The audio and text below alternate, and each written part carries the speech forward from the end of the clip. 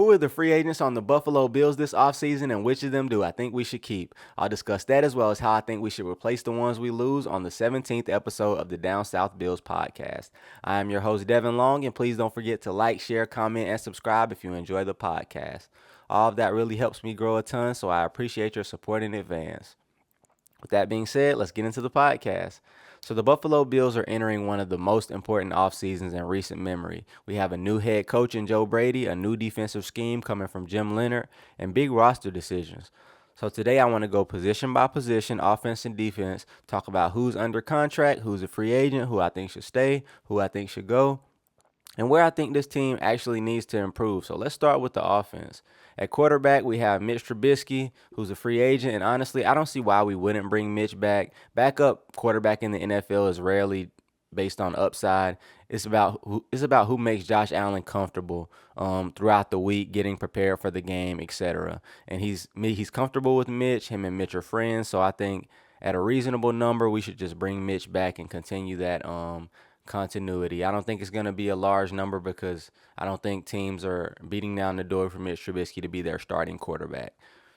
At fullback, we have Reggie Gilliam. I think this is a must re-sign. He plays special teams, blocks well, fits the culture. I think it's an easy decision at 28 years old. I think a 2-3 year contract, maybe $2-3 million, maybe less than that, is great for Reggie Gilliam. I think that's more than reasonable. And I just think he plays a huge part in this offense and in the special teams. I mean, Ray Davis was a Pro Bowl not just a Pro Bowl returner. Ray Davis was an All-Pro returner, and so Ray Davis, who was his lead blocker, Reggie Gilliam, and who was the lead blocker on a lot of the runs that Cook breaks, and then you see Cook get to the second level and do what he does. It's Reggie Gilliam helping open up those running lanes for James Cook as well. So I think this is a must re-sign for the team. At wide receiver, we have Brandon Cooks and Gabe Davis, who are free agents. I'm fine bringing Brandon Cooks back as a depth piece, but not the main answer. We need to shoot higher for a real down-the-field threat. Names like Jalen Waddle, Garrett Wilson, who we'd obviously have to trade for those guys. Mike Evans, a free agent. Don't know if he leaves Tampa Bay. He may leave Tampa Bay for the right number, but if that's too high of a number, I don't necessarily want to do that either. But even trading up in the draft for like a Denzel Boston, and I know Denzel is kind of similar to Keon, but he's a much more polished route runner and a much more polished separator than Keon was. No disrespect to Keon, but that's just what it is. And so the only receiver I think 100% is guaranteed back on this roster is Khalil Shakir. They say Keon Coleman will be back, and I'm a Keon fan. But that doesn't necessarily feel locked in.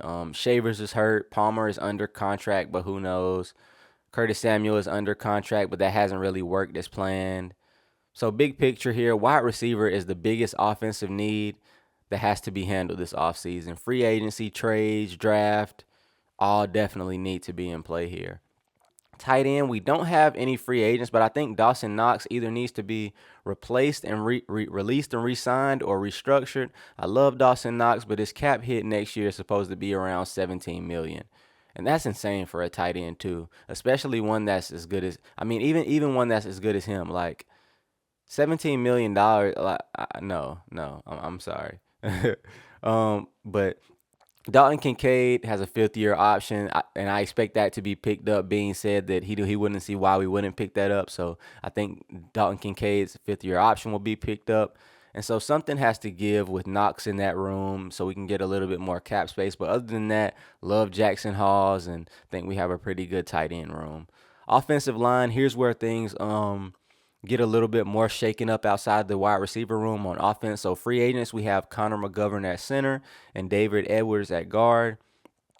And so here's where things kind of get interesting. So the drastic option here would be to trade Deion Dawkins, who turns 32 next season, and then re-sign McGovern and or Edwards.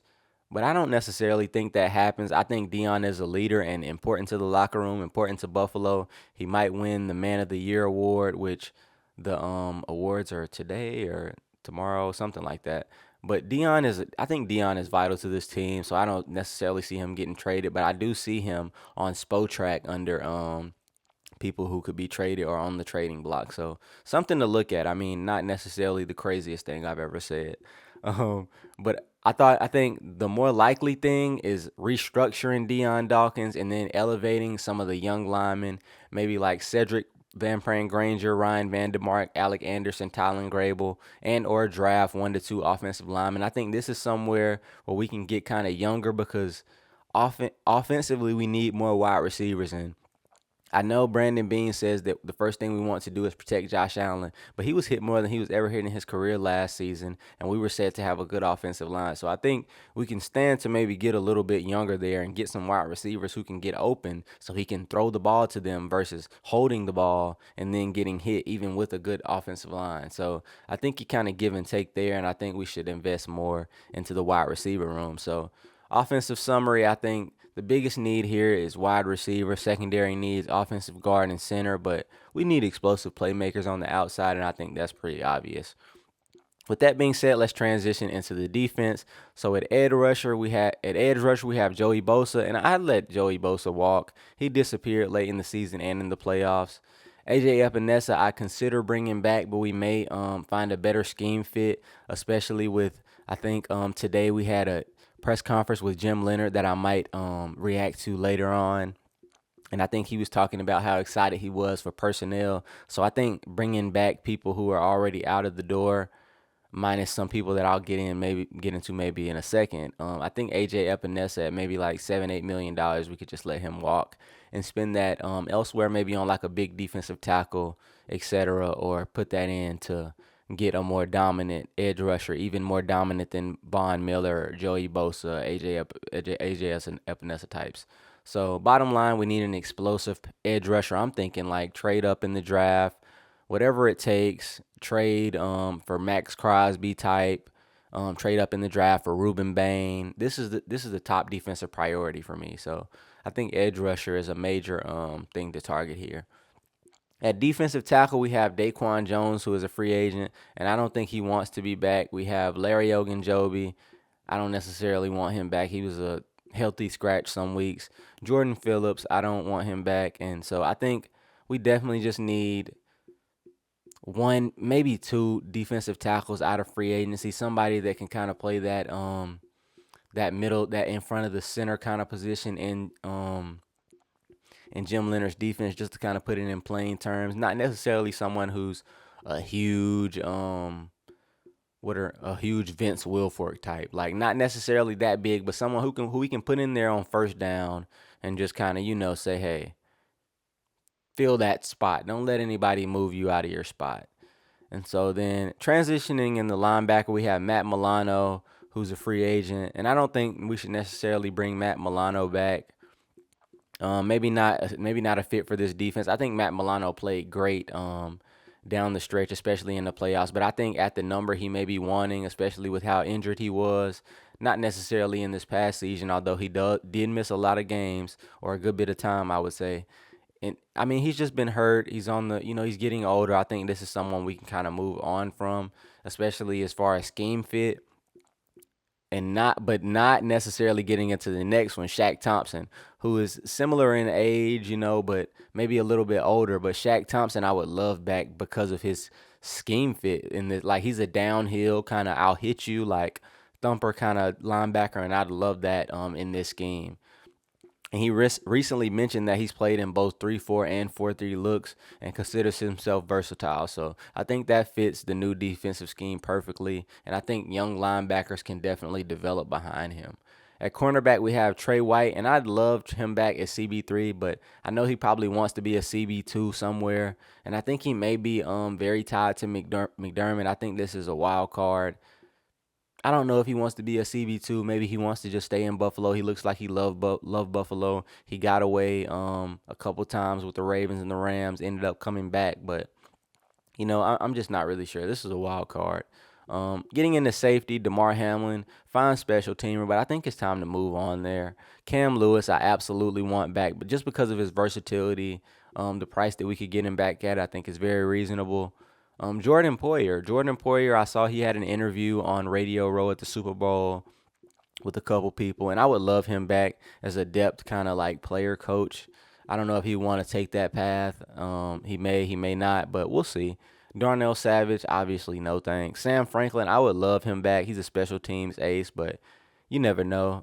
Possible free agent targets at safety though. Jalen Thompson, with the Cardinals and PJ Locke with the Broncos. PJ Locke has a connection to Jim Leonard, so I think that'd be a great fit. And Jalen Thompson, just a player I've always liked him out of college, so I think that would be a great addition as well. At slot corner, Teron Johnson, he's another wild card for me. I like him, but he turns 30 this offseason, cap hit of 11.4 million next year, and his play really just dipped last season. Not saying cut him, but it's really something to monitor. Another wild card. Special teams, Brandon Beane said that Tyler Bass is expected to be the kicker of the Buffalo Bills next season. Gives me optimism to have Tyler Bass back. Love what Matt Prater did this season. Would honestly love to have Matt Prater back, but I think he's probably going to hang him up since he was on the older side, obviously. At punter, we have Mitch Wisnowski, who's a free agent, but I like the way he punted overall, so I think we should bring him back, but you never know. Also, our new special teams coordinator has ties to Matt Prater. Like I said, I know he's older, but that's something to monitor as well if we are without Tyler Bass.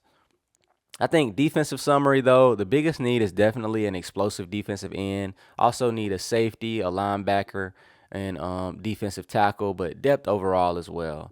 So overall, biggest needs on the team, just to kind of summarize: wide receiver, edge rusher, interior offensive line, guard and center, and so safety, linebacker, and defensive tackle. So that's my full roster breakdown, where I think the team stands heading into the offseason. If you enjoyed the episode, please don't forget to like, share, comment, and subscribe. If you have any questions, please leave those in the comments. And I'm Devin Long, and this is the Down South Bills Podcast. Go Bills.